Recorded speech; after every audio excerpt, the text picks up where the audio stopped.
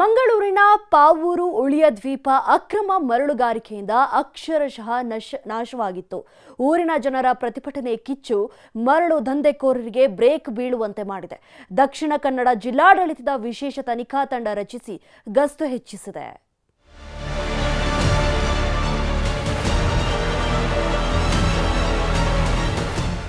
ಮಂಗಳೂರಿನ ಸುಂದರ ದ್ವೀಪ ಪ್ರದೇಶ ಪಾವೂರು ಉಳಿಯ.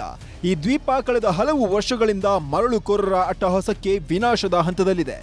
ಅಕ್ರಮ ಮರಳುಕೋರರ ವಿರುದ್ಧ ಆ ಗ್ರಾಮಸ್ಥರು ಅದೆಷ್ಟೋ ಬಾರಿ ಪ್ರತಿಭಟನೆಯನ್ನ ಮಾಡಿದ್ರು. ದಕ್ಷಿಣ ಕನ್ನಡ ಉಸ್ತುವಾರಿ ಹಾಗೂ ಆರೋಗ್ಯ ಮತ್ತು ಕುಟುಂಬ ಕಲ್ಯಾಣ ಸಚಿವ ದಿನೇಶ್ ಗುಂಡೂರಾವ್ ಈ ಮರಳು ದಂಧೆಯ ಕತೆ ಕೇಳಿ ಬೆಚ್ಚಿ ಬಿದ್ದಿದ್ರು. ಜಿಲ್ಲಾಡಳಿತಕ್ಕೆ ತನಿಖೆ ನಡೆಸುವಂತೆ ಆದೇಶ ಕೊಟ್ಟಿದ್ರು. ಇದೀಗ ಆ ತನಿಖೆಯ ವರದಿ ಬಂದಿದೆ. ಆ ತನಿಖೆಯ ಅಂಶಗಳು ಆಡಳಿತ ವ್ಯವಸ್ಥೆಯನ್ನೇ ನಡುಗಿಸಿಬಿಟ್ಟಿದೆ.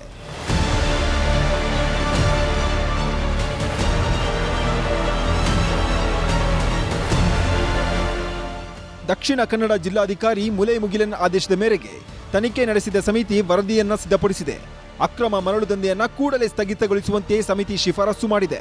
ಸಮಿತಿ ಶಿಫಾರಸ್ಸಿನ ಹಿನ್ನೆಲೆಯಲ್ಲಿ ಅಕ್ರಮ ಮರಳು ದಂಧೆ ತಡೆಗೆ ದಕ್ಷಿಣ ಕನ್ನಡ ಜಿಲ್ಲಾಧಿಕಾರಿ ಖಡಕ್ ಆದೇಶ ನೀಡಿದ್ದಾರೆ. ಗಣಿಗಾರಿಕೆ ಮಾಡುವ ದೋಣಿಗಳನ್ನು ಜಪ್ತಿ ಮಾಡಿ ಸರ್ಕಾರದ ವಶಕ್ಕೆ ಪಡೆಯಲು ಆದೇಶ ನೀಡಿದ್ದಾರೆ.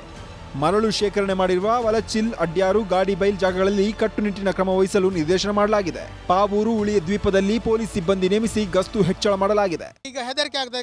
ನಮಗೆ ಅಲ್ಲಿ ಕಾಣುವಂಥ ತುಂಬ ಮರಳು ಇತ್ತು, ಅದು ಈಗ ಯಾವ ಇದು ಸಹ ಇಲ್ಲ, ಎಲ್ಲ ಮುಗಿದಿದೆ. ಈಗ ನಮ್ಮ ಊರನ್ನೇ ಅಗಿಲಿಕ್ಕೆ ಶುರು ಮಾಡಿದ್ದಾರೆ. ತುಂಡು ತುಂಡುಗಳಾಗಿ ಊರನ್ನು ಕೊಂಡೋಗಿದ್ದಾರೆ. ಅಲ್ಲದೆ ನಮ್ಮ ಮನೆಗಳು ಈಗ ನೀರಿಗೆ ಹತ್ತಿರ ಆಗಿದೆ. ಅದರಿಂದ ನಮಗೆ ತುಂಬ ಭಯ ಆಗ್ತದೆ. ತನಿಖಾ ವರದಿಯಿಂದ ಅಕ್ರಮ ಮರಳುಗಾರಿಕೆಗೆ ಸದ್ಯ ಬ್ರೇಕ್ ಬಿದ್ದಿದೆ. ಊರಿನ ಜನ ಆಡಳಿತ ವ್ಯವಸ್ಥೆ ಮೇಲೆ ವಿಶ್ವಾಸ ಕಳೆದುಕೊಂಡಿದೆ. ಜಿಲ್ಲಾಡಳಿತಕ್ಕೆ ಖಡಕ್ ಸಂದೇಶವನ್ನು ರವಾನಿಸಲು ದಕ್ಷಿಣ ಕನ್ನಡ ಕ್ಯಾಥೋಲಿಕ್ ಸಭಾ ಹಾಗೂ ಸಮಾನ ಮನಸ್ಕರ ಸಂಘಟನೆಗಳ ಜಂಟಿ ಆಶ್ರಯದಲ್ಲಿ ಬೃಹತ್ ಪಾದಯಾತ್ರೆ ನಡೆದಿದೆ.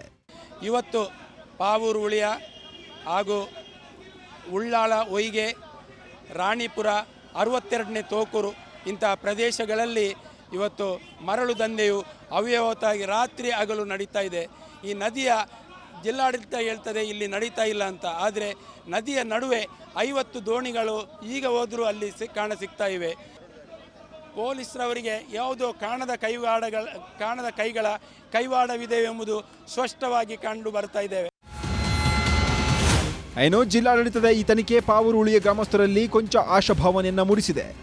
ಆದರೆ ಮುಂದಾದರೂ ದಕ್ಷಿಣ ಕನ್ನಡ ಜಿಲ್ಲಾಡಳಿತ, ಗಣಿ ಮತ್ತು ಭೂವಿಜ್ಞಾನ ಇಲಾಖೆ, ಪೊಲೀಸ್ ಇಲಾಖೆ ಜನರ ಭರವಸೆಯನ್ನ ಹಾಗೂ ಪಾವೂರು ದ್ವೀಪವನ್ನ ಕಾಪಾಡಿಕೊಳ್ಳಬೇಕಿದೆ.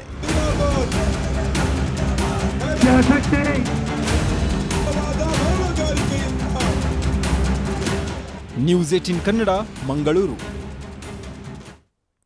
ಕನ್ನಡಿಗರ ಮೆಚ್ಚಿನ ನಿಮ್ಮ ನ್ಯೂಸ್ 18 ಕನ್ನಡ ಈಗ ವಾಟ್ಸ್ಆಪ್ನಲ್ಲಿಯೂ ಲಭ್ಯ. ಕರ್ನಾಟಕ ಮತ್ತು ದೇಶ ವಿದೇಶದ 360 ಡಿಗ್ರಿ ಸುದ್ದಿ ವಿವರವನ್ನ ನೀವು ನಿಮ್ಮ ಕೈ ಬೆರಳುಗಳಲ್ಲಿಯೇ ಪಡೆಯೋದಿಕ್ಕೆ ಈ QR ಕೋಡ್ ಅನ್ನು ಸ್ಕ್ಯಾನ್ ಮಾಡಿ. ನಮ್ಮ ಚಾನೆಲ್ ಅನ್ನು ಫಾಲೋ ಮಾಡಿ, ನೋಟಿಫಿಕೇಶನ್ ಆನ್ ಮಾಡಿ.